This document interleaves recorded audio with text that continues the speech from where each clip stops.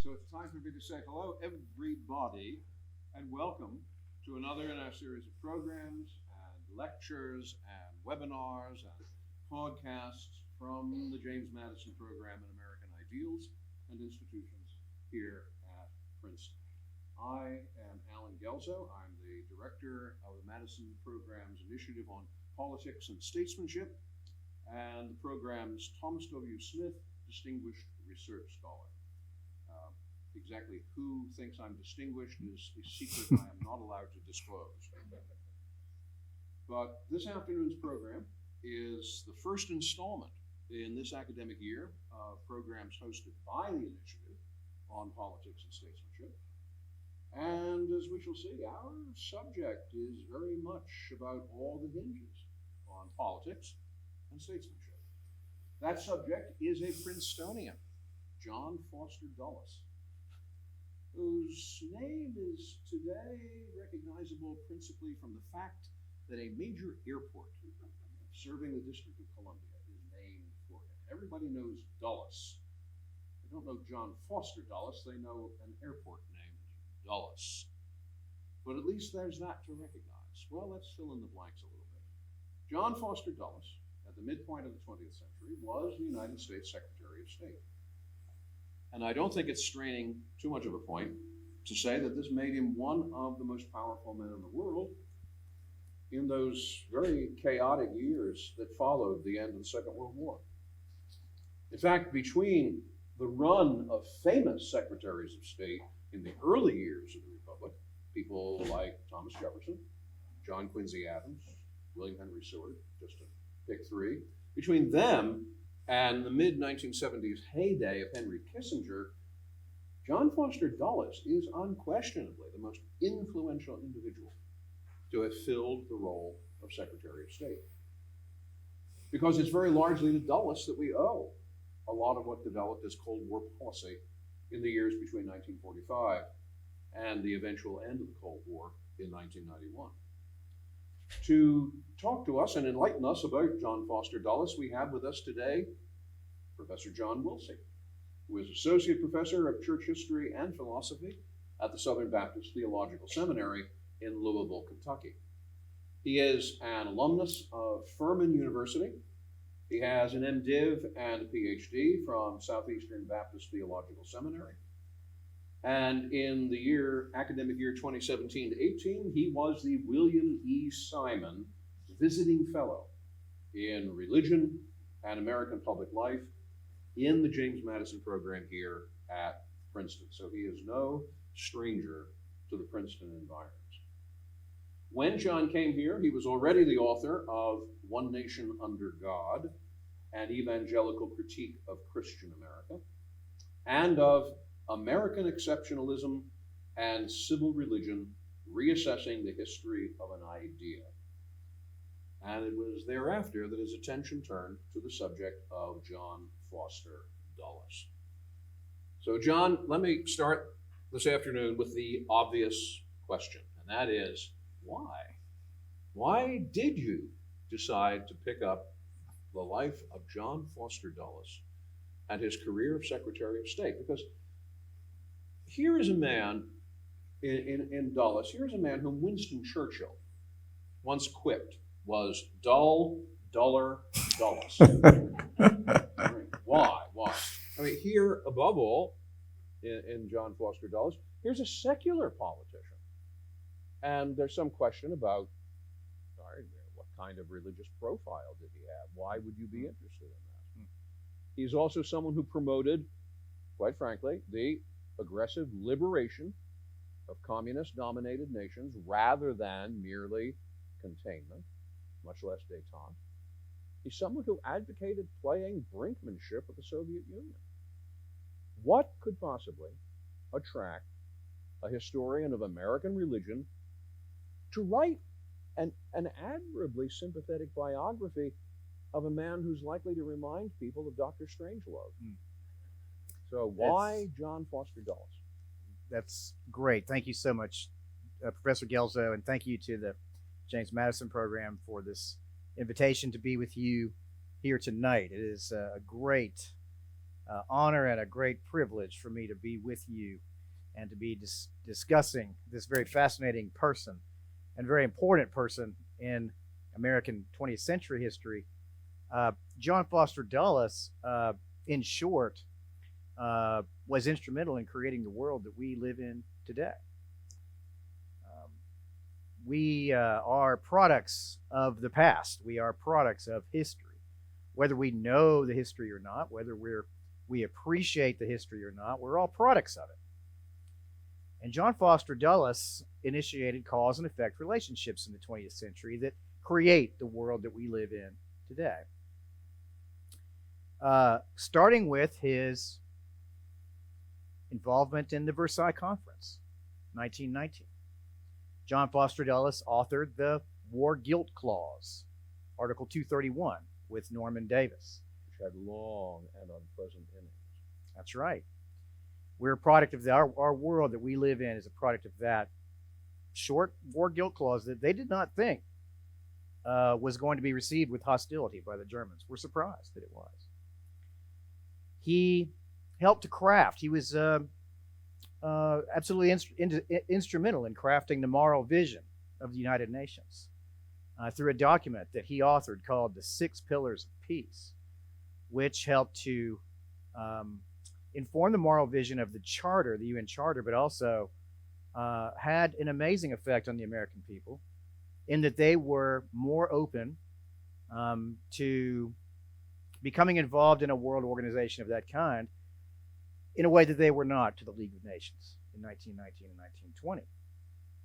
He, as a diplomat, he was the lead negotiator on the Treaty of San Francisco, which was signed 71 years ago today, September 8th, 1951, which formally ended the war in the Pacific between the Allies and Japan. And that treaty laid the foundation for one of the most historic alliances and friendships in American history between the United States and Japan. It was one of the great bulwarks against Soviet aggression and Soviet expansion during the Cold War. It was a masterpiece. He was, of course, Secretary of State from 1953 to 1959 to just about a month or so before he died of abdominal cancer in May 24th, 1959. And he presided as Secretary of State over some of the greatest crises the world had ever seen. The Suez Crisis of 1956. The Soviet invasion of Hungary that took place at the same time. The launching of Sputnik, to name just a couple. The shelling of Quemoy and Matsu. Numerous other things that we could go into details on. He also was instrumental in seeing that Mohammad Mossadegh of Iran was toppled in 1953. And he was also a Secretary of State when Dien Bien Phu fell to the communists in 1954, which led to American involvement in the Middle East and in Southeast Asia that we still live with consequences of those things. That's quite a list of things. It's a list of things. Vietnam, Iran, Hungary, and all of that gets carved on his tombstone with the comment, "This was your fault." It does. In fact, there was an author that wrote a dual biography of John Foster and his brother Alan, who was the CIA director.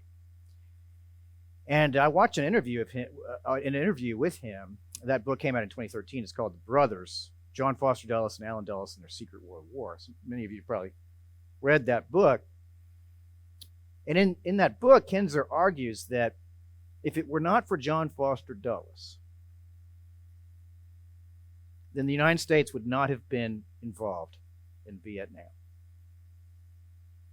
Which I think is a very simplistic kind of an argument, but it's exactly what you just said. He gets blamed for most of the American foreign policy failures that emerged out of the 1950s and early 1960s.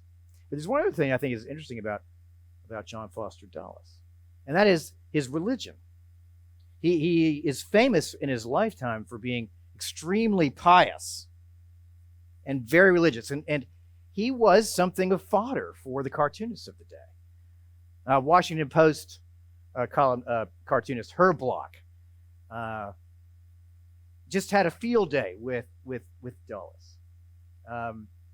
One of my favorite cartoons of him is he did it at the very beginning of the Eisenhower administration. It's a picture of Dwight Eisenhower in the front of this rowboat in the middle of a raging storm in the ocean. Lightning flashes all around, great big waves. Uncle Sam's in the back, and he's shivering in his coat and looks worried. And Dulles is stuffing a note into a bottle, like a distress note. And Ike says to Dulles, "You sure everything's all right, Foster?"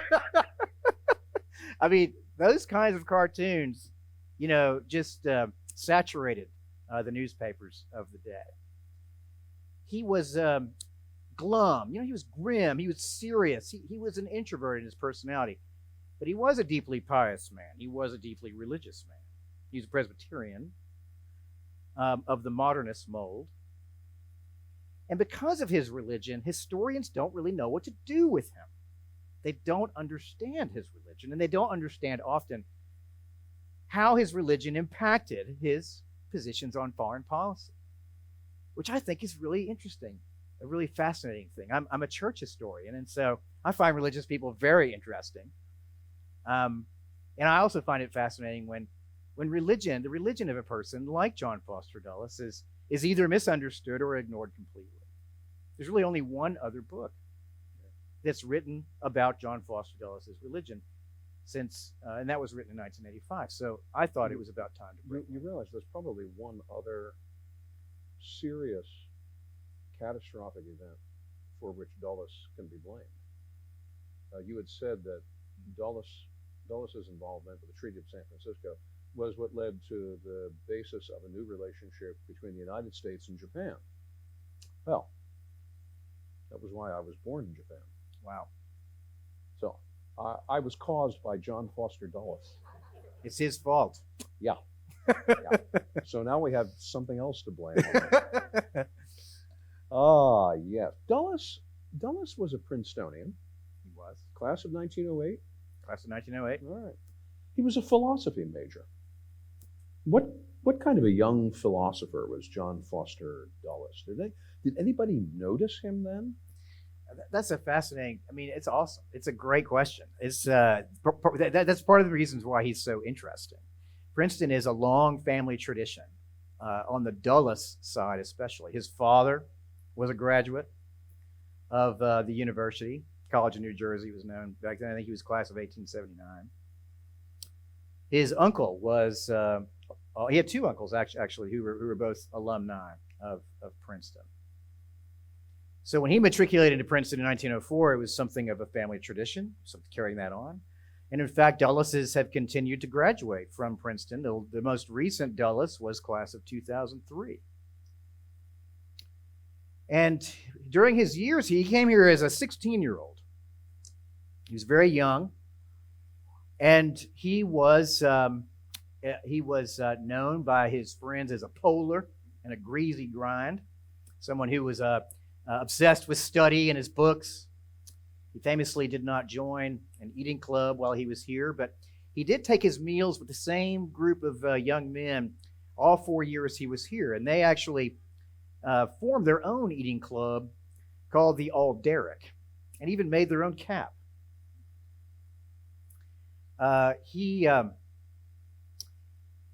Some of his biographies say that he didn't do anything except study, but that was really not right. He was a member of the chess team. He was a member of the tennis team. When he was a freshman, he tried out for the cane spree. He was not selected in the middleweight class, but he was not selected. He was a member of Whig. All 4 years he was here at Princeton, he was a member of Whig. In fact, he received a prize for the best speech delivered in his junior year. Won a cash prize. He won a prize for a philosophy paper when he was a junior. That paper was called The Theory of Judgment. And that paper became his senior thesis. And it was called The Theory of Judgment as well. And he won the Chancellor Green Mental Science Fellowship with a cash prize of $600, which in 1908 was serious money. I guess it's serious money now. I'd take $600. But it was serious money in 1908, and he used that money to study under Henri Bergson at the Sorbonne from 1908 to 1909. Studied pragmatism, and that was what his senior thesis was on. He studied William James's pragmatism, did a critical analysis of his pragmatism. He became friends with John Grier Hibben, as well as Woodrow Wilson, lifelong friends with Hibben, and was an admirer of Wilson for the rest of his life. But instead of philosophy, Dulles goes to law school. He does spend that year with Bergson in Paris. But when he comes back, he goes to law school. And he lands a cushy spot in one of the most prestigious law firms in the country, Sullivan and Cromwell. And then in 1919, he gets this appointment to the American delegation that Woodrow Wilson is taking to the Versailles Treaty negotiations at the end of World War I. What kind of a role did Dulles play as part of that group of Americans who make this journey to Paris for the negotiations to end World War I? What did he do? Did he learn anything from the way the Versailles Treaty got botched? He definitely did. His career, so he graduated from George Washington Law School in 1911, same year that he married his wife, Janet. That's a funny story, too, the way he pulled that off at the same time that he passed the bar, which is a really fascinating story, too. But he got into law because of the influence of his grandfather. His grandfather was John Watson Foster. He was named after him. And John Watson Foster had been Secretary of State under Benjamin Harrison. And then his uncle, also on his mother's side, was Robert Lansing. And Robert Lansing served as Woodrow Wilson's Secretary of State from 1915 to 1920 during the First World War, of course. So he became interested in the law because he was close to his grandfather especially, and he got his appointment to go to Versailles. Actually, interestingly enough, not through his uncle, who was Secretary of State. He went to his uncle in 1919. He learned that the president was going to lead a delegation to Versailles. He wanted to be part of that. And so he went to Robert Lansing, and he asked his uncle to help him get an appointment. And Lansing said no. Lansing was not admired by Woodrow Wilson. Wilson was a little jealous of Lansing. And Wilson wanted to lead personally the delegation, didn't want his Secretary of State to lead it. So Lansing did not want to press that issue with his boss, the president, because things between them were sensitive. But the young man was undeterred. He went to his good family friend, Bernard Baruch, who had been an old fishing friend, an old fishing buddy of John Watson Foster. And he had known Bernard Baruch since he was a young lad out fishing on Lake Ontario with his family. And at the time, Baruch was headed up to, was going, as part of the American Peace Delegation. He was going to be on the Reparations Commission. And he invited Foster to go along with him as his assistant. And while he was in Paris, in the early days of his time in Paris, Dulles served as something of a legal advisor to Bernard Baruch. But it wasn't long before he became a full-fledged member of the Reparations Commission. And it was in that capacity that he and his friend Norman Davis, who was also on the Reparations Commission, also Thomas Lamont was also on that commission, but he and Davis authored the War Guilt Clause, which of course assigned all the guilt for World War I at the doorstep of Germany. And this was a compromise measure. The British and the French wanted the Germans to pay a war indemnity that reached into the hundreds of billions of dollars. But But Wilson and the American delegation knew that the Germans would never be able to pay that. And so the Americans were able to convince the British and the French to acquiesce in a smaller war indemnity. And in return, they would include this clause into the Versailles Treaty, which would serve as the legal basis for the reparations. And as I said earlier, they didn't expect the Germans to respond as strongly as they did. But of course, this was one of the most important background causes for the Second World War. So did he learn anything? Absolutely, he did. He learned. In fact, he wrote in the 50s when he was Secretary of State about his regrets over Versailles. And his leadership in the negotiation of the San Francisco Conference, the peace treaty with Japan, he learned very specific lessons in the crafting of that particular peace treaty, that you want to be magnanimous with a defeated foe. You don't want to humiliate a defeated foe.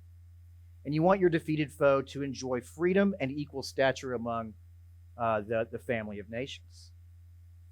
And so he did pursue that. And he pursued it, and he said so. He wrote about this in an article that he wrote for Christian Century, in a spirit of Christian forgiveness and Christian reconciliation, to bring Japan back into the family of nations. This is a direct lesson that he learned from the failure of Versailles. Do you think that lesson would have any application to Reconstruction after the Civil War? That's an interesting question. I think, of course, you are probably much more qualified to answer that than I am.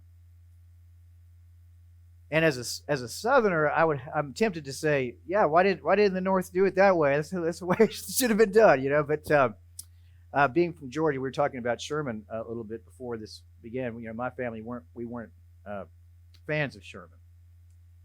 The original Atlanta torchbearer. Exactly, right. There was a torch that went through in 1996 for the Olympics. We're not talking about that torchbearer. But I think that would have probably been Lincoln's goal, to have a Reconstruction that was more reconciliatory. And who knows how that would have played out. You know, that's a difficult sort of counterfactual to play out in your imagination. But I wonder about race relations. I wonder how those would have proceeded had there been a reconciliatory type of a peace after 1865. Dulles' father was a Presbyterian parson from upstate New York. And yet when Dulles comes to Princeton, he doesn't really show a whole lot in the way of religious interest of any sort. Pretty much until the 1920s, he seems to have written off his family's religious identity.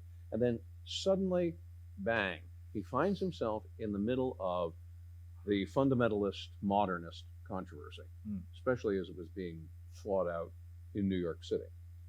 And that, in a lot of ways, I think is one of the most significant controversies in American intellectual history in the 20th century. Whose side does he take? And why? He takes the side of the modernists. He grew up as the son of a liberal Presbyterian minister. His father had studied theology at the University of Leipzig and the University of Göttingen in Germany. He took a PhD from Hamilton College, and he studied ecclesiology. He studied the doctrine of the church. He wrote a book on the church called The True Church. It was published in 1907. Very, very dense work of theology that he spent many years working on and writing. His father finished his career as a professor of theism and apologetics at Auburn Theological Seminary in upstate New York. So Foster had grown up in that environment, grown up under his father's liberal, sort of modernist preaching. Now, what's interesting about that book that his father wrote, The True Church, his thesis is actually pretty simple. It's a dense book, but it has a pretty simple thesis. The thesis was that in church history, you have the Roman Catholic, or the strongly hierarchical traditions, Roman Catholic. He included the Eastern Orthodox. He included the Coptic traditions. And then you have another group of churches, what he called the evangelic tradition. And of course, he placed Presbyterianism in that tradition. One side, the hierarchical side, were dogmatic, authoritarian, hierarchical, top-down, stifling of individual freedom of thought. All bad, in other words. All bad.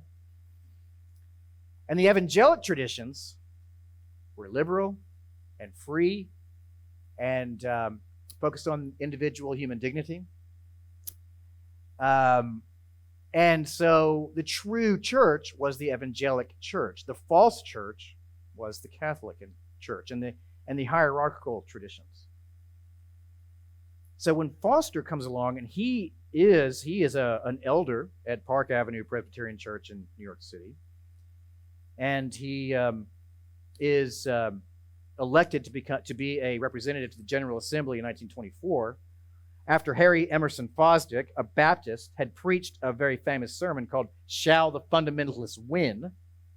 at the Old First Presbyterian Church in Manhattan. Very controversial sermon that he preached. John D. Rockefeller had it reprinted, had printed up a couple 100,000 copies and distributed them all over the country. And so Foster Dulles sort of embraces this sort of paradigm of his father's, I think. I don't have any documentary evidence to suggest that. He's not quoting the true church in his letters and things like that, but he does keep a very close correspondence with his father. His father is sort of, firing him up for the coming controversy at the General Assembly meeting that spring. And they have a very rich correspondence during the days of the 1924 General Assembly. And the son is kind of writing back and reporting to the father about all the battles that he's been waging with William Jennings Bryan and Charles McCartney and people like that. He is definitely on the modernist side. But what's fascinating about his role in the fundamentalist modernist controversy, and it lasts from 1924 to 1926, while the fundamentalists were stressing the doctrinal differences along the lines of what they called the 5 points of fundamentalism, which, by the way, were doctrinal deliverances in the Presbyterian Church in 1910 and 1916. Dulles' strategy in the fundamentalist modernist controversy was not to meet the fundamentalists head-on doctrine, because he didn't think he could win. He didn't think that the modernists could win on doctrine. But he did think that the modernists could win on procedure and constitutionalism. So Dulles argued for 3 years in the General Assembly that if the fundamentalists want to enforce the 5 points of fundamentalism, that is the virgin birth, belief in the virgin birth, substitutionary atonement, bodily resurrection, miracles in the Bible, things like that, if the fundamentalists want to enforce that, then they must do that through constitutional means. But as it was at the time, the presbyteries, the local bodies of churches and local regions, possessed original jurisdiction in the ordination of their ministers. So if a General Assembly, if a presbytery in a particular region was satisfied with the ordination of a particular person, even if they didn't hold to one of the 5 points of fundamentalism, then that was constitutional. That was constitutionally sound. And that was really the genius of Dulles' involvement in the controversy. He didn't meet the fundamentalists on their own ground, but he forced the fundamentalists to fight on ground of his choosing. So the ground of which he's going to take is, these are not moral questions, these are not ethical questions, these are not theological questions. We're going to treat it strictly in terms of legal relationships. That is exactly right. Which is an interesting way to try to run a religion. Right. And often does not end well. And yet, the curious thing here is, suddenly, in 1937, something seems to change in Dulles. Because he speaks at the Oxford conference of that year on church, community, and state. And for the first time, he starts talking about the importance of religious questions in the formation of international peace. It's like he's flipped, that now we're talking about international law. Now, perhaps we should start talking about religion in moral or ethical or theological terms. He starts to call Christianity a vital living force for forging a world order. I guess we'd call it a new world order. And suddenly he's making this kind of argument. It looks like something has happened here. Why? What happened? Did anything happen? Yes. He has what he describes as almost a second conversion. He looked back on his experience at the Oxford Conference on Church, Community, and State in England in 1937, where he gave a paper on what he called peaceful change. He looked back at that. He wrote a little piece called "I Was a Nominal Christian." That was the title of the piece. Just a short little 500-word essay where he kind of gave sort of, what Baptists call a testimony, right? He had said, he had grown up in a parsonage. He'd grown up as a pastor's kid. And he had been an elder in his church, but he had not been convinced that the churches in America had very much to say or very much potential in terms of being instrumental in helping secure international peace. In other words, the churches in America had grown soft, in his view. They had grown more interested in theological debates that were esoteric and had withdrawn themselves from the real problems of the world. But he goes to this conference in Oxford, England. He was invited to go. He was invited to give a paper at the conference. And he gave this paper on peaceful change. But what happened was he gave the paper. I'll say something about that in a minute. But what he saw, what he found, he expected to go and see these church leaders who were represented from all over the world, not just from the Western nations. They were coming from Africa, Latin America, from Asia, all different denominations. And what he saw was what he described later as universality. Now, as a liberal, as a modernist, he had a particular view of the end of history, that it would be the church that would usher in the kingdom of God by human effort. It would be something that would take place sort of from the bottom up. That the church would be an ethical sort of impetus for bringing about the kingdom of God on earth. And in his eyes, what he saw was something like a foreshadowing of that. All of these people had gathered together. This was the ecumenical movement, after all. They had gathered together from all over the world, different denominations. They'd put their differences aside, apparently enough. And what were they discussing? They were discussing the need for the churches to lend their voice to the rapidly changing and degenerating situation in the world. The rise of Japanese expansionism in Manchuria, the rise of Italian expansionism in Ethiopia, the rise of course, German expansionism. By 1937, the Germans had reoccupied the Rhineland, had repudiated the Versailles Treaty, were rebuilding their war machine. They were just about to annex the Sudetenland in the next year, 1938, Austria, Anschluss, all those things. So they had gotten together to discuss how could the church make a substantial and material contribution to peace. And this was something he did not expect to see. He saw harmony between these leaders that had come from all over the world. And it gave him a new confidence and a new view of what he thought was the indispensability of the churches in providing spiritual leadership in the solving of the world problems of the day. In other words, he believed that change was inevitable, and human intelligence could be brought to bear to control that change so that that change did not break out into open conflict and chaos and war. He wrote about that in 1935 in a piece for the Atlantic Monthly, and he came to Princeton in 1936 to talk about that as well. But by 1937, when he goes to this church conference, you see this is the first time that he says, not only is human intelligence needed, reason, but also spiritual leadership that's informed by a Christian ethic. And that's brand new for him. So does something happen? Absolutely. He sees universality, what he calls universality, and he is sold from that point on. 4 years later, and the world is engulfed in war. Hitler invades Poland in 1939, Second World War breaks out.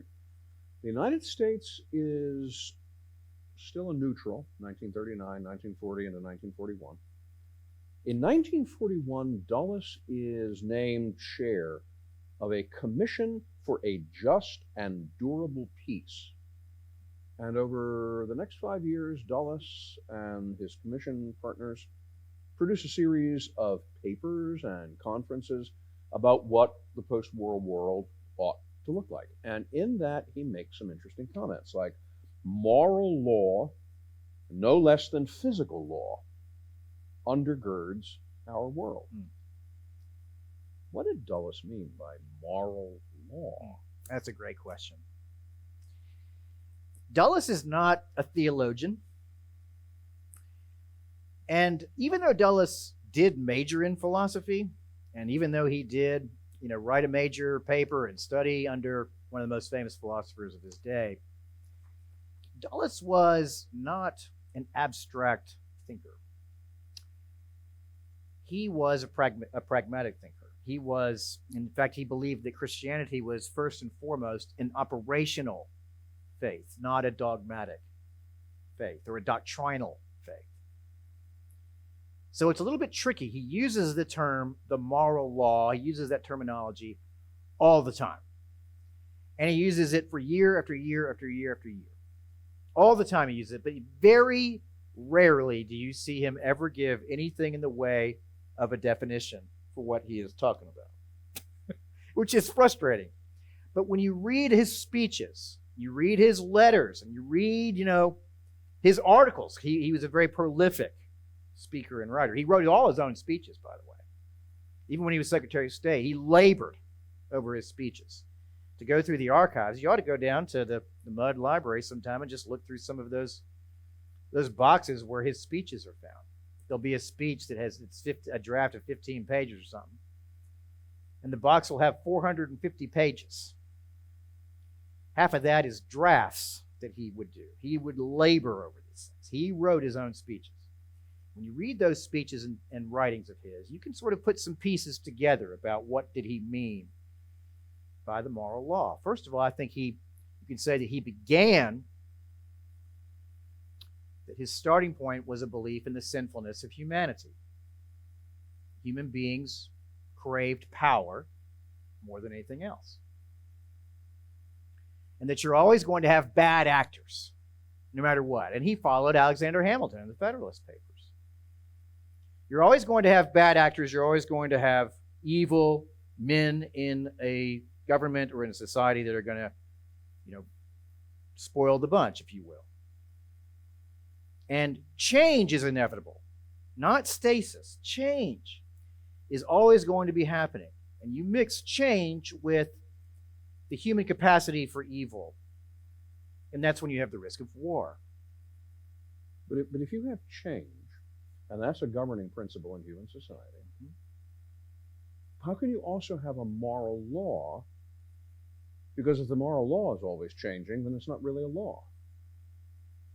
So how does Dulles reconcile and appeal to this moral law while at the same time believing, well, everything changes? God made the universe a moral system, Dulles believed. And he believed that because you could see the moral law play out in nature and in natural forces. For example, he used to make his children carry a pocket knife with them wherever they went. From a very young age, he gave them a pocket knife, and he had a rule that if they weren't carrying their pocket knife, that the child who wasn't the guilty child had to pay the father a quarter. So he would surprise them and say, "Pocket knife!" And if they didn't have it on them, they had to pay their father a quarter. Well, there was, he's a practical man, and so there he is. You get to keep your quarter. The Swiss Army comes to my rescue. That's great. That's perfect. We did not plan this, by the way. I should say we did not. No, we did not plan. It's very helpful for undoing screws from very difficult places. Well, there was a story that Lilius, his youngest daughter, told about how she saw her father taking his pocket knife and digging out some dead area in a dogwood tree in their front yard. And she asked him, why are you doing that? Why are you cleaning out that dead patch from the tree? And he said, well, because the dead is a result of it's not getting enough sun there, and that's why this little section is dead. I'm going to clean this out. And then her father used that opportunity to say, this deadness in the tree is a little bit like the way we live our lives. If we have secret evil in our lives, secret bad things that we're doing, that's darkness. We're hiding from the light, and we need to come out into the light, because in the light we have life. And he's drawing on John chapter 3, very famous teaching that Jesus gives about those who love darkness rather than the light. So these kinds of things, John and Avery and Lilius all told stories about how their father would apply physical laws that they would see in nature to moral laws that are built into the universe. And he would appeal to Scripture, or he would appeal to sort of prudential considerations. He would appeal to practical things that you would see in sailing and in the natural world. And evil is an aberration. He took sort of an Augustinian view of evil. He thought that evil was something that was lacked in essence. I mean, he didn't use those terms, but he certainly talked about evil in those ways, that evil was an aberration, and that moral forces, because God put them into the world, evil could never resist those moral truths. And what were these? Well, one thing that Foster would often quote was Matthew 5, that verse where Jesus says, "Let your light shine before men, that they may see your good works and glorify your Father in heaven." He would quote the golden rule: "Do unto others as you would have them do unto you." Self-sacrifice on behalf of somebody else who's in need. Defending those who are defenseless. These kind of values are moral values. They're expressed in the Scriptures. And they're also very practical things that we can live out in ordinary ways every day. And he believed that individuals can and should live up to these things, and that these things will result in human flourishing. But not only individuals, nations should live by these things as well. He observed that nations lived in sort of a state of nature, like a state of nature like Thomas Hobbes proposed, that each nation is sort of a law unto itself. And that as a nation had the power to pursue its interests, then that nation did pursue its interests and had the right to pursue its interests, even at the expense of other nations. What there needed to be was a law that governed all the nations, so that there would be something of a federal relationship between the nations, something like the federal relationship of the states in the American Union. And that would be a way in which real conflict, real tension that existed between nations could be adjudicated in a peaceful way, much the same way that the United States Supreme Court served that function among the states. States had competing interests, but the states, with one exception, which you may know something about, didn't go to war with each other in order to hash those things out. Most of the time, the states played those things out in the Supreme Court. Do you think that can be reconciled with his early affection for James and pragmatism? I think so. And it goes back, I think, to what I mentioned a second ago about the use of human intelligence, the application of human intelligence to ontological Star Trek. Sorry about that. All right, I love that. I have the same Potential spam. I have the same tone. It drives my family crazy. The application of human intelligence to a transcendent sort of a ontological or metaphysical reality, change being the order of things, the order of history, the order of life, something that's inescapable. Human intelligence and reason can be applied to this ontological sort of reality. And by that means, by the use of reason, human beings can actually affect and direct change in a way that benefits humanity. He wrote about that in his essay here at Princeton his senior year, Theory of Judgment. You mentioned his, using the pocket knife and doing things like that, sailing. His great recreation was sailing. How did this come about, and where did it come about? Did he learn anything? Did sailing have any lessons for him as a diplomat? Oh my gosh, yes. We could talk the whole rest of the time about that. It's such a wonderful question. His family, both the Dulles and the Foster families, enjoyed spending the entire summer together at Henderson Harbor on the Lake Ontario shore, about 20 miles north of Watertown, where Foster grew up, where his father was a pastor. That would be you as well. Excuse me. You're a popular man, Professor. No, just an inconvenient one. So they would spend Foster's first trip to Henderson, to the Ontario shore, was when he was about a year old. And every summer, they would spend together as a family up on the lake, and they would fish, and they would camp, and they would look at the stars, and they would sing hymns and go to church and all those kind of things.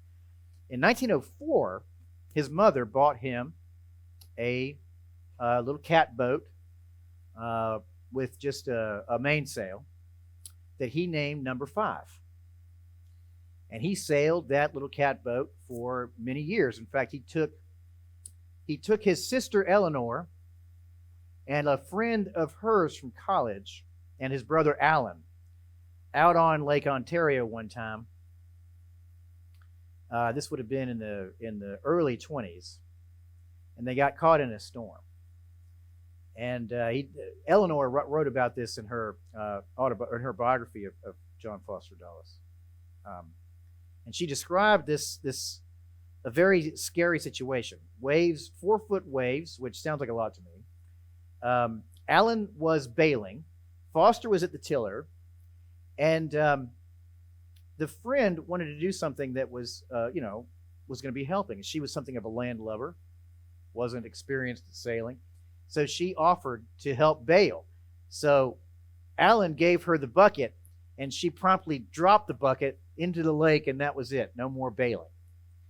So Foster was eventually able to get the catboat into a cove in an island in the lee, out of the wind, and they were able to pull the boat up and ride out the storm on the beach. But a couple of days later, Eleanor asked Foster, how long would it have taken? Or she said, let's see, maybe it was on the beach. I think I'm getting the story straight. So yeah, it was on the beach. She said, how long would it have taken if the boat sank for us to have been rescued? And Foster just said coolly, till tomorrow. He was unperturbed by pressure. He knew what he could do to affect a situation. And once you had done everything you could, you just kind of have to relax and be vigilant and let the events play out as they could. You do everything you can do, and then whatever happens next, you can't do anything about it anyway, so it's no use in getting upset and panicking. And when he was Secretary of State, people were amazed at how cool and collected Foster always was, even in some of the sharpest crises of the 1950s. Eisenhower wrote about this in his interview in the oral history collection over at the Mudd Library. He would describe Dulles in a cabinet meeting. A question would be asked about a particular situation going on in the world, and Foster never was one to, just go on and on talk. He always wanted to pick his words very carefully. And so he had a way of, before he answered, choosing his words very carefully. So he would sit for about 60 seconds or 90 seconds and stare at the ceiling.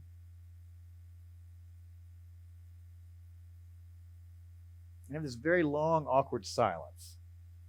But then when he would answer, it was a razor sharp, right to the point response to the question.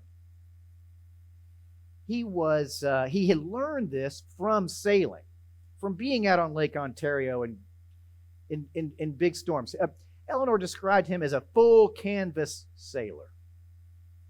He purchased a 40-foot sailboat in 1927, and he sailed that sailboat for about 25,000 nautical miles in all until 1941 when he sold it. As far west as Lake Superior, as far east as Long Island, down the St. Lawrence River, through the Bay of Fundy and around to Long Island. He taught his son, Avery, how to navigate by dead reckoning when he was about 11 or 12 years old. He would take friends and family members out on these long, weeks-long cruises. They would sail for 12, 14, 16, 18 hours straight, sometimes in incredibly difficult conditions. Foster didn't like technology. He didn't like to have any bells and whistles. He thought that we should be left to our own resources and our own intelligence out here. So he didn't have a radio. Didn't have an electric, sounding, to take soundings. He didn't have any of those. He was a fundamentalist about sailing. He was a fundamentalist about sailing, and he learned how that you can't fight natural forces. You have to go with those natural forces. And so people like Avery, people like his friend Roswell Barnes, who was a good friend of his and a colleague in the Federal Council of the Church, would talk about how Foster would have this sort of uncanny ability to sort of transfer lessons he had learned in trials out on the lake and use them in a diplomatic challenge or a legal challenge, something that he was working on. And he enjoyed it. He thought it was a great challenge. He wasn't at all intimidated or anything. He enjoyed it. He relished it. Even when his life was in danger on the boat, he loved it. And he felt the same way about being a diplomat. Dulles becomes Dwight Eisenhower's Secretary of State in 1953. And one of the first things he does as Secretary of State is to deny a passport to W.E.B. Du Bois. And that raises a question in my mind. Was Dulles so wrapped up in the Cold War that he failed to pay any attention, failed to take notice of questions about civil rights and the civil rights movement? Yes, I think that's an accurate portrayal. He, from what I can see, from what I can tell, based on his writings, and of what others said about him in the Oral History Project, for example. As the civil rights movement is getting traction and getting started and getting movement forward, starting in 1954, 55, Montgomery bus boycott, and Supreme Court ruling, Brown versus Board of Education, and so forth, Dulles can only see the civil rights movement through the lens of the Cold War. For example, he gave a speech to the United Negro College Fund in 1955. And in that speech, he talked about the cruelty of the Soviets and the Chinese communists, and how they were keeping their populations in something of a slavery in their countries, how oppressive they were. And then he has this statement. I wrote this down in my notes here. He said, "We in this country have not always lived up to the ideals of our Declaration of Independence either." And then he went on in his speech to talk about, how the United Negro College Fund was sort of a paragon in freedom through education and so forth, praised them, and talked about how important they were and what great work they were doing. But he was only concerned about the Civil Rights Movement as it was sort of a PR issue in the world. The Soviets, he criticized them. He criticized the Chinese for being an oppressive regime, denying people freedom. And he recognized that in America, with Jim Crow segregation and so forth in the South, that there was something similar going on here in the United States. And if the United States was going to have any kind of credibility in the eyes of especially the non-aligned world, the third world, then the United States was going to have to do something about segregation. But he was very limited in what he was willing to do. So you all know in 1957, the first Civil Rights Act since Reconstruction is passed, signed by President Eisenhower. And that was drafted by a man named Herb Brownell, who was the Attorney General at the time. Herb Brownell and Dulles had been longtime friends. They had both been partners in law firms in Manhattan in the 1920s, and they had a decades-long friendship, knew each other from way, way back. They were good friends. And Brownell was one of the people on the cabinet who was quite forward-thinking on civil rights for the 1950s.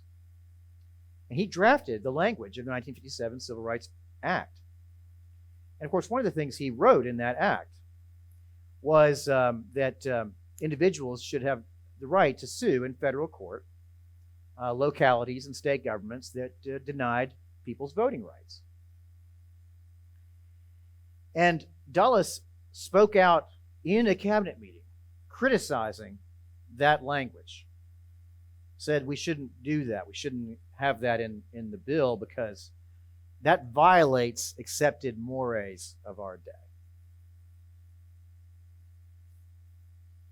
So to answer your question, I think you're right. Your suspicions are correct. I think that Dulles is so wrapped up in the Cold War, so wrapped up in the threat of communism, that he sees most things. He sees domestic policies and domestic troubles through that same lens, and is pragmatic in terms of the way he wants to handle it. Not in an ethical sense, but in a way, we need to really work on this for the sake of PR. One other thing I'll say about that, Dulles doesn't talk about the civil rights movement very much. And that says something too. That he doesn't say hardly anything about the things that are going on at the time. Would you call Dulles a Cold War hawk? Absolutely. Absolutely, I would call him that. We get, there's a very famous term that we get from Dulles. We sort of associate Dulles with, in the 1950s, massive retaliation, which became something of a moniker for the policy of the Eisenhower administration called New Look, which was a turn away from the old Truman containment doctrine.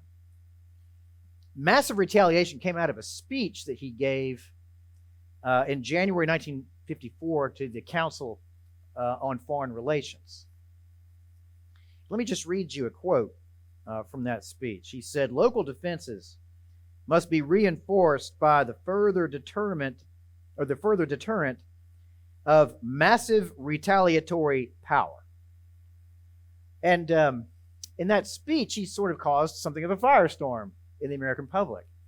The media caught on to that line, and it sounded like Dr. Strangelove. What is this massive retaliatory power that our new Secretary of State is talking about?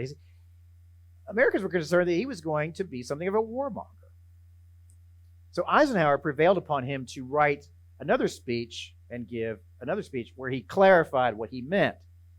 So he gives another speech about 2 months later in March, and he said this: massive atomic and thermonuclear retaliation is not the kind of power which could be most usefully evoked under all circumstances. So in other words, we have to think about, proportionality in our responses. So his point in saying that was, what he meant to say was that we need to spread out the responsibility of deterring the Soviets and Soviet aggression through collective security arrangements all over the world. So NATO was one. Of course, NATO, the United States joins NATO in 1948.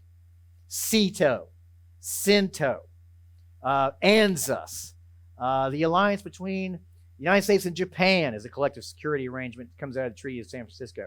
These security arrangements, these collective security arrangements are meant to isolate and surround the communist world to sort of prevent the communists from expanding any further.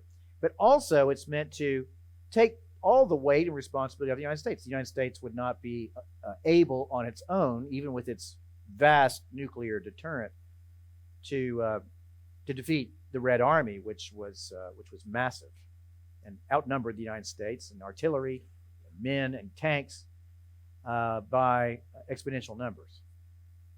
But isn't there a third party in all of this? And that is the emergence of a non-aligned world. I mean, this is also the same generation as the Bandung Conference. Yes. So you have the Soviet Union, you have China on the one hand, you have the United States on the other, but in between, there are lots of other people who want to chart a middle course. What does Dulles propose to do with them? Well, this is where it gets really, really tricky, because Dulles joins with his brother Allen, the CIA head, to effect what you might get out of open war through clandestine and covert means. So if you're not aligned with the United States policy, we will overthrow you. Fix it. Right? So this is done in Guatemala. This is done in Iran. It's attempted in Indonesia. It's attempted in Congo.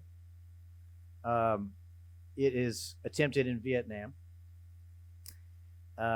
Diem, who was the president of South Vietnam after 1954, was sort of the most anti-communist and most pro-American of all the major leaders in the non-aligned world from 1956 until his assassination in 1963.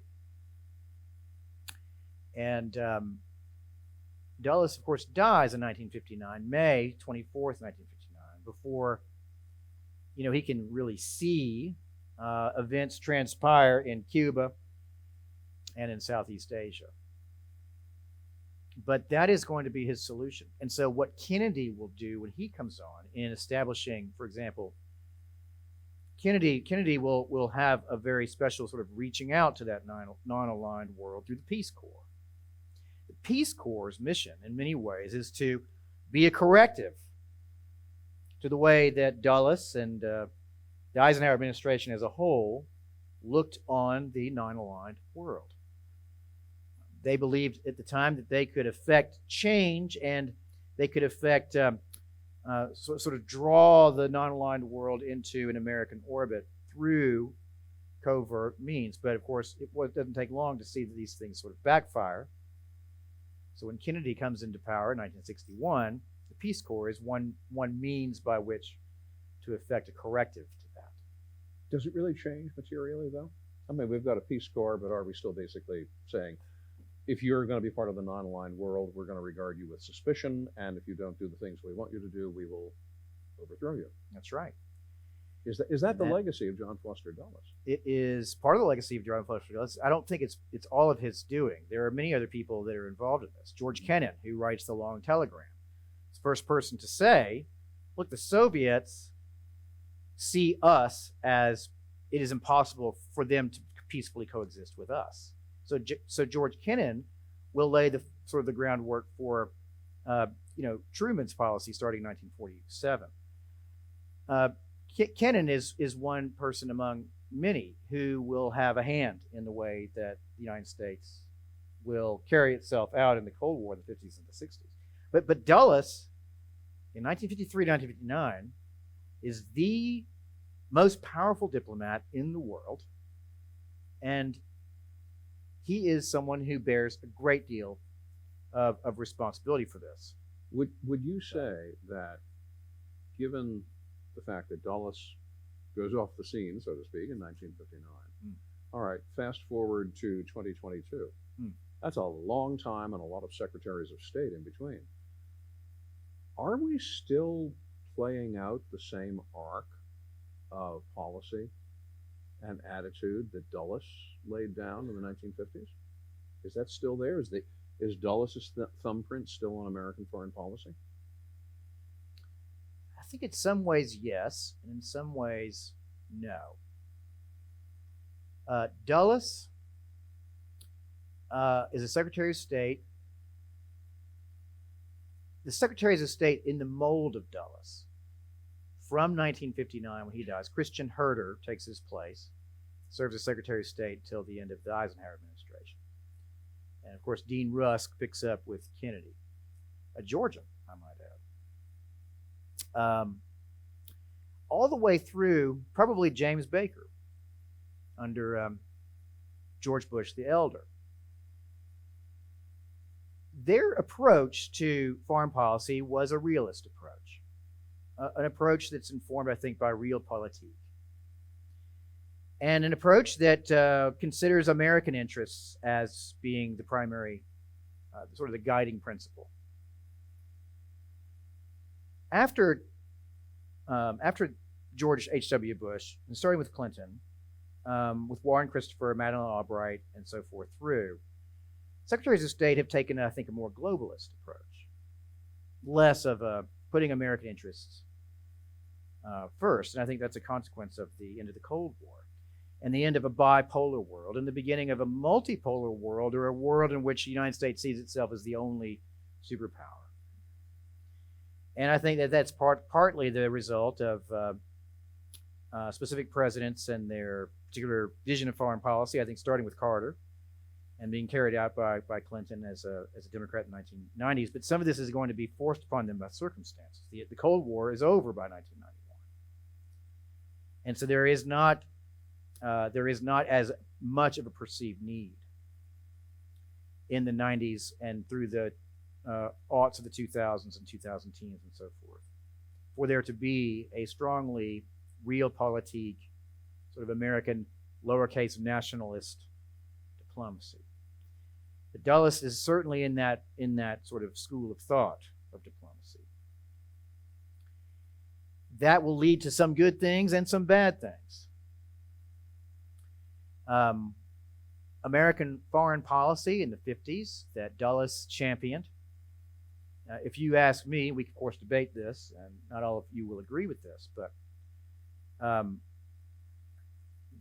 Dulles took on this very strong, sharp view of the need for deterrence against Soviet aggression and against Soviet expansionism. This was continued through the Kennedy administration, to some extent the Johnson administration. Détente would take over in the Nixon administration, Carter administration. But in the Reagan administration, you see deterrence come to the forefront once again. Remember, back in the 80s, this was known as arms, let's see, what was it? Peace through strength was what the Reagan administration used to say in the 1980s. Peace through strength. A strong deterrence. Strategic defense initiative. The Pershing missiles in Europe. The B-1 bomber and so forth. These kind of initiatives. Building up a 600 ship navy. These kinds of things. a strong deterrent factor. These things do play into the success of the American and the Western side against the Soviets in the Cold War. And I think that's a good thing. So Dulles does cast a long shadow. He does cast one, but there are bad things too. Vietnam and failures in Southeast Asia, Iran that would come back to haunt us in 1979. It still does. That also still haunts us as well. So Dulles does have a mixed record as a diplomat. I like to look at Dulles, however, as someone who I think that his greatest achievement occurred before he even became Secretary of State. It's that Treaty of San Francisco, laying the foundations for a lasting peace in the Pacific. And we sort of take that for granted today. We can't even really imagine a world where Japan will rise again and become an expansionist militaristic threat. But that's because of Dulles. The reason we have that assumption that Japan would never rise up and become this renewed threat is because of Dulles' statecraft. The Australians, the New Zealanders, the Filipinos, they were all deathly afraid of the Japanese. They were worried the Japanese were going to become a threat once again. And the Treaty of San Francisco and Dulles' vision stopped that threat in its tracks. Instead, to welcome Japan back into the family of nations as an equal partner in sort of a Christian view of forgiveness and reconciliation. That went a long way to security, peace, and prosperity in the Pacific. I want to take the opportunity to open the floor for questions now from the audience, and it's the habit, the instinct, the policy of the Madison program to open it first for students here at Princeton to pose a question to our guest for the day. So let me say now, here is the opportunity. The moment has struck. What is the time here for questions about John Foster Dulles? And we have our friends here with microphones ready to put right to you so that you can ask your question. Do we have a student? Do we have a Princeton student who wants to chime in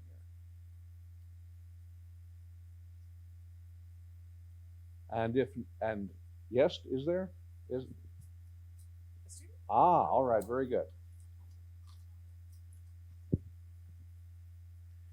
Sir, thank you for your presentation.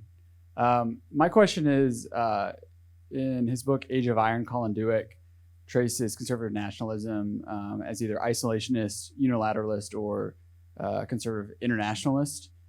Would you describe John Foster Dulles as a unilateralist or as a more of an internationalist? And yeah, I'd love to hear your thoughts on that. That's a great question. I've thought about that a great deal. The way that I categorize Dulles' conception of American national identity is as a progressive nationalist, in that he oriented the nation to the future, not to the past.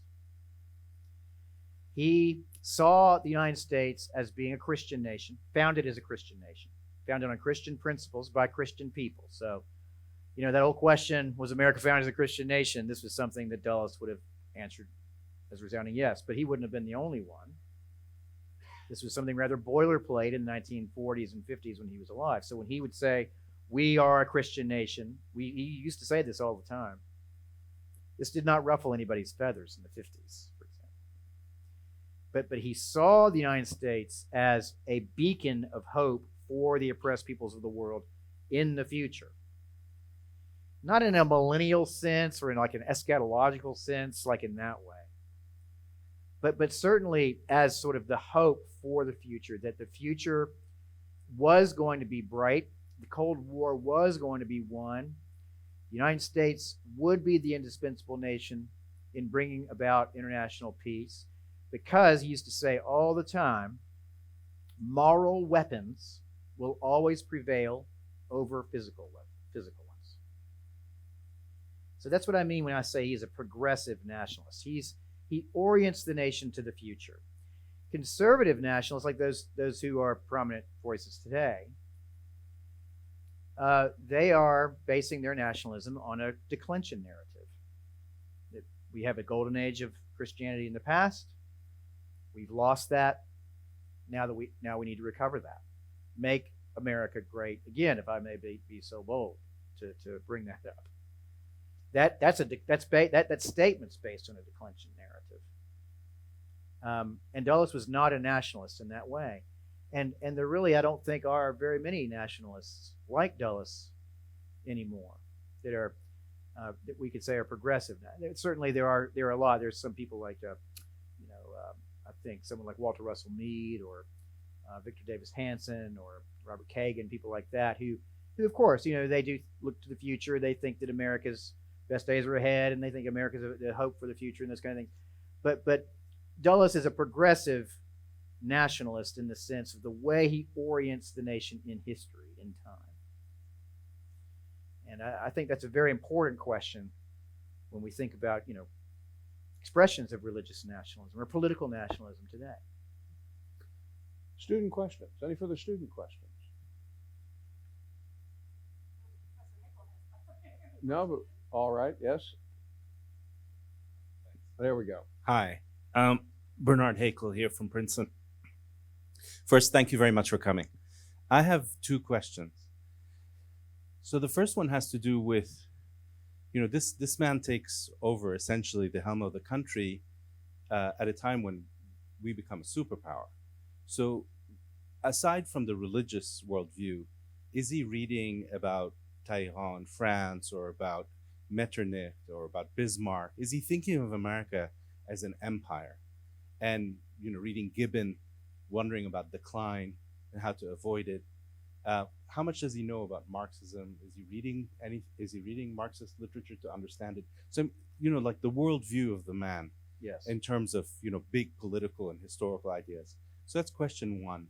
Question two comes from a book by Michael Scott Doran on Eisenhower, in which Doran, if I recall his argument, says that the Dulleses were anti-Semitic, and that there was a group of Arabists in the State Department who basically did not want to see Israel come into being.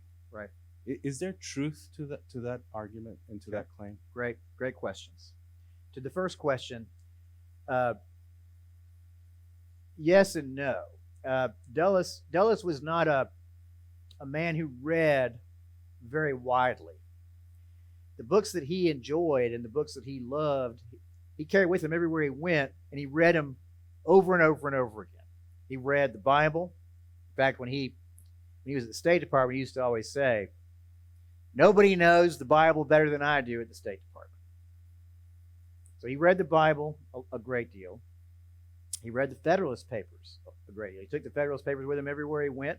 He had a copy of the Federalist Papers in his briefcase. All over his travels everywhere, he quoted the Federalist Papers all the time. He could quote long passages from the Federalist Papers from memory. And starting in the late 40s, he did begin to read Marxist literature. And he wrote a book in 1950 called War or Peace, in which he did quite a long analysis, a pretty sophisticated analysis, on Marxism and communist ideology, and sort of tried to get into the mind of Stalin. And he sort of added, he added communist literature, Communist Manifesto, for example, into the books that he would cite a lot. So he did attempt to get into the mind of Stalin and get into the mind of a Leninist or a Stalinist worldview. But he wasn't a student of history in the way that he wanted. He read a lot of history about German unification or Garibaldi or Metternich or any of these people from the 19th century. He didn't do that very much. I don't think he considered American empire. He didn't know enough about American history, of course, to think that America was not an empire in the same way that the British Empire was an empire. He was someone who did. We talked about the civil rights movement earlier. He was somebody who was very passionate about independence for the colonies. he was really deeply moved by the folks that came to the Oxford Conference from Africa, indigenous churches in Africa. He had a real compassion for the independence movements in Africa. And he was truly offended by Churchill's desire to maintain the British Empire after the war was over with. So he did see America as this beacon of liberty. He did not see America as an empire. He saw the British as an empire, but not America as one. I hope that answered your question for the first one. On the second one, the answer to that question is yes. He had been accused of being an anti-Semite for many years. And the most sort of salient accusations came when he ran for Senate in 1949 against Herbert Lehman in the New York Senate race. He'd been asked to fill out a term by Governor Dewey, and he served out the remainder of this particular term it was about 8 weeks. He was a senator, and then he ran for Senate in his own right against Herb Lehman. And Lehman accused him of being an anti-Semite. His sister, Eleanor, had married a Jewish man. And when she got married, Dulles strongly urged her to keep her maiden name, to not take his name. Tragically, her husband committed suicide, and Dulles was not all that, he didn't show a lot of outward grief or compassion for his sister on that. Biographers have kind of taken that and run with it, but I think that there is some evidence there in that particular situation of anti-Semitism. When he would be asked about that, especially in that Senate race, one of his most common answers to that was, well, we hire many Jewish people at Sullivan and Cromwell. You know, it's like, I have a lot of black friends. You know? That's really and truly his defense. And what you're describing in the 50s in the State Department, with the Bernadotte plan that came out of the Truman administration, and, you know, he wrote in 1952, when he wrote the Republican platform, he explicitly repudiated the Bernadotte plan, which of course was to limit the territorial scope of the State of Israel, and wrote a very explicit pro-Israel sort of platform in the Republican platform in 1952, but that reflected more Eisenhower than it did, I think, Dulles. There was an organization called Friends of the American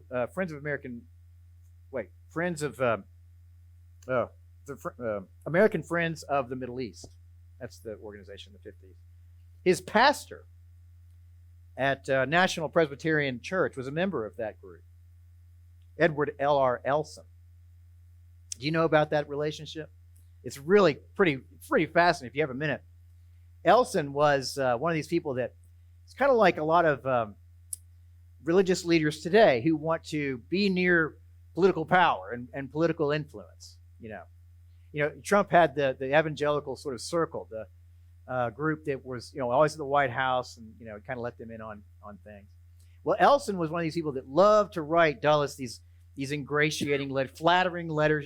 Say, can you send me an 8.5 by 11 portrait of yourself signed? I'd like to hang it in my study next to my picture of Eisenhower. You know, you're one of the greatest secretaries of state. We invite you to church on Sunday. We'll leave the row that your grandfather used to sit on reserved for you, and this kind of. He would invite him to lead prayers at little events at the church, and Dulles would respond by saying things like, I'll be in Brussels at a NATO meeting, so I won't be able to be there for that prayer meeting, but thank you for the invitation. Things like that. Well, Elson was very pushy with regard to this particular thing. He was Elson was an anti-Semite for sure. And by about 1956, 57, Dulles had distanced himself from those anti-Semitic groups and people, so much that he began to ignore Elson. In fact, one of his aides, Macomber was his name. drawing a blank on his first name, Macomber. Macomber wrote him a note when he was invited by the American Friends of the Middle East to pay a visit to in Cairo to a chapter that was there. And he just flagged the letter and the invitation to say that this is a sort of a pan-Arabic, anti-Semitic group. We need to stay away from these people. That's in the archive, too. You can go take a look at that. All that to say, I can't get into the man's mind and heart, but there is evidence of long anti-Semitic tendencies in Dulles' life that I think stretch back quite a long time, back to the 30s. As late as 1937, Dulles is actually defending Hitler in print. So I think there's evidence for that. On the other hand, Eleanor will defend her brother and say that he was not an anti-Semite. But maybe blood is thicker than water? I think it's a great question, and it's certainly a live issue when it comes to thinking about this man. So thank you for those great questions. Further questions? We have some hands up here.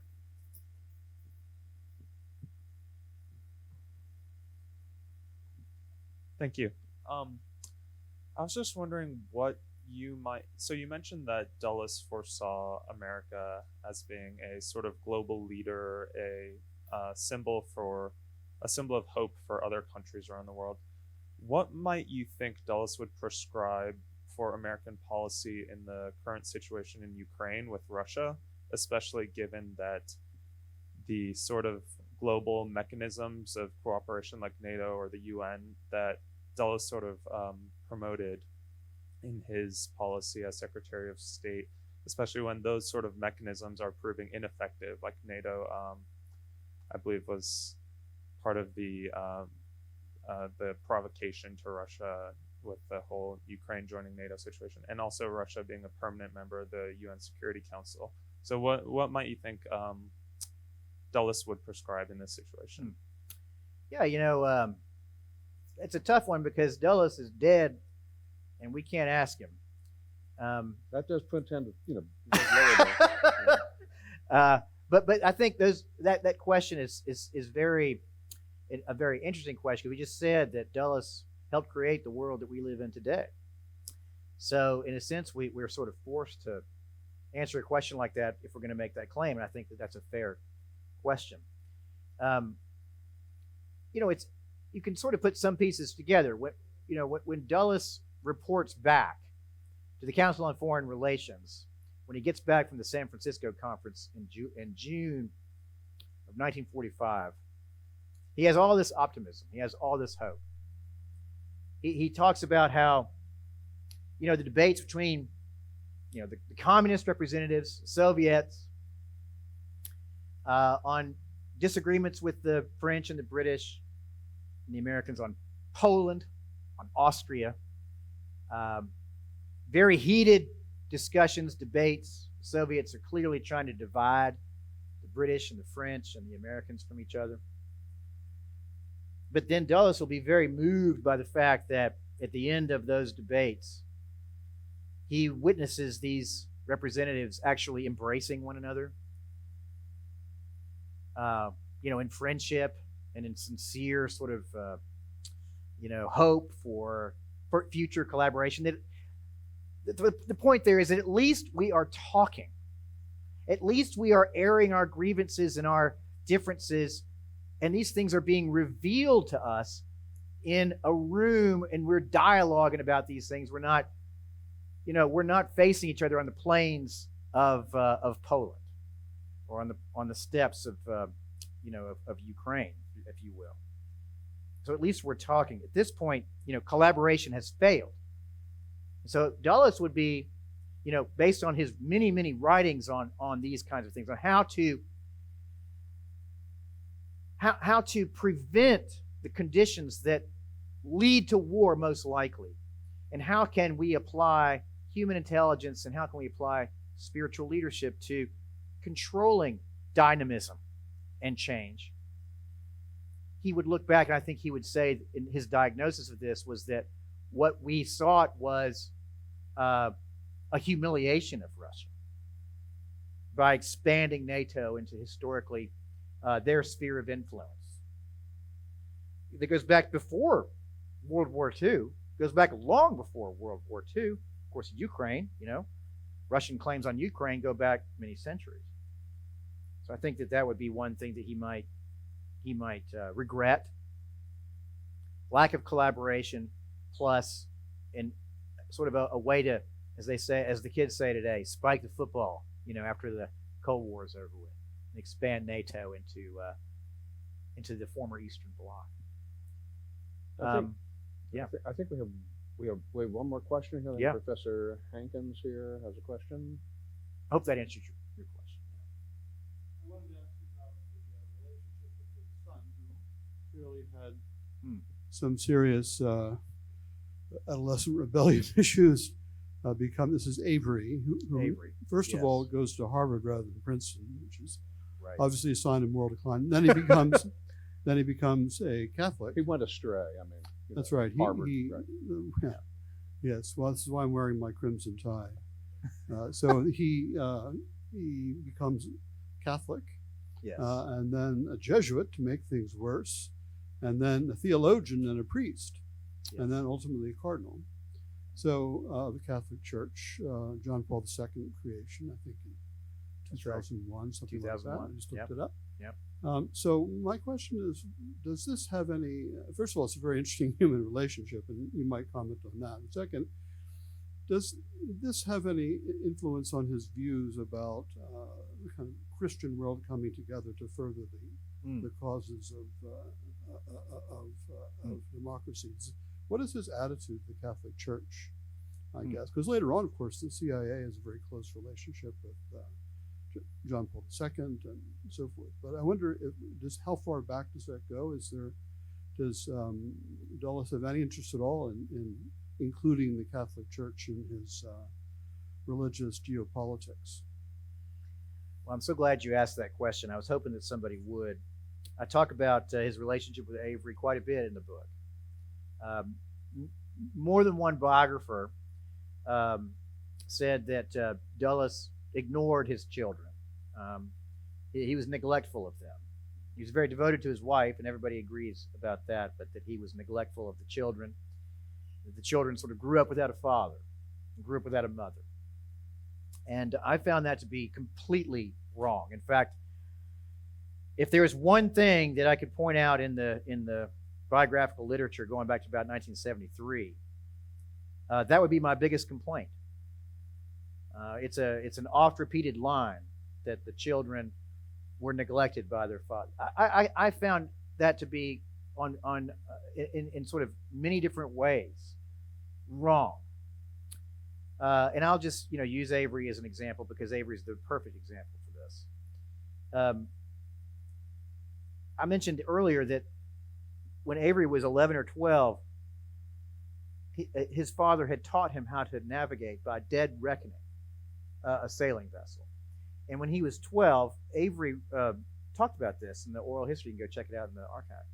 He told a story about how he navigated across the Bay of Fundy in a fog by dead reckoning and arrived at the dock of the person they were going to see them for dinner, all by with his father there at his side. What cold and distant father teaches his son how to successfully navigate a sailing vessel across a bay by dead reckoning? I think that is a perfect example of how that is completely untrue. And all the children have testimonies about how involved he was. He was deeply involved in their lives. Played backgammon with them, taught them how to play chess, played tennis with them, would have these silly little things like pocket knife. He would play practical jokes on his children. He would place bets. He would always have a nickel bet. He used to do this all the time with his kids. He'd bet his kids a nickel. I bet you a nickel I can do this one thing over here. Things like that. Cold and distant fathers don't do that. But getting to Avery's conversion, Avery had been sent away to school. He went to school as a young man to Switzerland, and then he was a student at boarding schools in his younger years. By the time he went to by the time he went to Harvard, you probably know all this, but by the time he went to Harvard, he had sort of become an agnostic, right? Writes about this in his Testimonial to Grace, his spiritual autobiography. And he gives this testimony about how he became a Catholic by 1941 when he finally converted. The interesting thing about that is in the oral history interview that he gave, that you can go read, and in the Testimonial to Grace that he writes about it in a published work, in both of those testimonials, he talks about how his family responded to his conversion. That they were confused, they were perplexed, they were surprised, but they were not hostile. They were not opposed to this. And they were sort of intrigued by it as well, right? That was the way he reported on it. And Avery was the kind of person, he was a very positive person. I didn't ever meet him personally, but I talked to a lot of people that knew him personally, met him on occasion, and what emerges out of these stories about Avery is a very approachable man, a very humble man, and a man who was a very winsome man that everybody loved. And he loved everybody. Now, there is another testimonial in the oral history project down there at Mudd from Dulles' best friend, Arthur Dean, who took his role as managing partner in 1949 when he retired. Arthur Dean says that, now this is the only evidence I have for this, but this is coming from his best friend. Arthur Dean says that when Avery converted, that Foster wrote his son a letter disowning him, saying things like, "You are no longer my son. You are not welcome in this house. We will not speak again." Very, very harsh tone. And that Foster had called Arthur and said, "The worst thing that's ever happened to me has happened. I need you to come over tonight. I need you to talk to me about it." So Dean and his wife came and sat down and talked with Foster and Janet for 4 hours. Foster showed him the letter. This is all what Arthur says. And Arthur said, don't send that letter. You don't want to send that letter.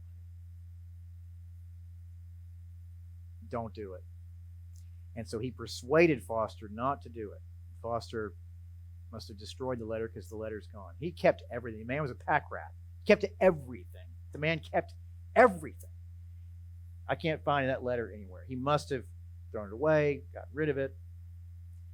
And in 1945, Avery came down with a very serious illness. I can't remember exactly what the illness was. It was pneumonia or something like that. When he was in the Navy, he was serving the Mediterranean, and he came very close to death. And almost losing their child, Foster and Janet, I think really came to grips and came to peace with his conversion because he almost died. And when he got well, it was as if they'd had him returned to him from God. And so then from that point on, they have this very interesting correspondence together. You go back and you read their letters, and they're very warm letters. Avery will send him prayers, Catholic prayers and things to encourage him while he's Secretary of State. Foster will respond, talk about how appreciative he was of those prayers. He would cite those prayers, talk about how they were helpful. Before the conversion, Foster had a typical sort of modernistic, Presbyterian, and then from his father, true church, false church, attitude about Catholics. This is the false church. And also because they're hierarchical and kind of given, sort of reading between the lines on the history of anti-Catholic, bigotry in the United States, sort of anti-American maybe. I can't find evidence where he says that. But I think it's fair to maybe surmise that he considered it to be anti-American. But his attitudes do change. By the time Avery is ordained in 1956, his attitude is 180 degrees. They both attend. There's pictures in the archive, you can go see them, of two proud, a mother and a father proud of their son. There they are. They're all smiling. They're all beaming in the pictures. And the letters bear it all out, too. Very, very interesting. all the children will depart from some preference of the father or some family tradition. And all of those departures challenge and tax both Janet and Foster. And some of them very, very intensely, like this one. But they come to grips with them. They learn sort of to live with those things. And their children end up being at peace with their parents at the end of their lives, which is a good, it's a happy ending. And on that note of happy ending, we too come to an ending.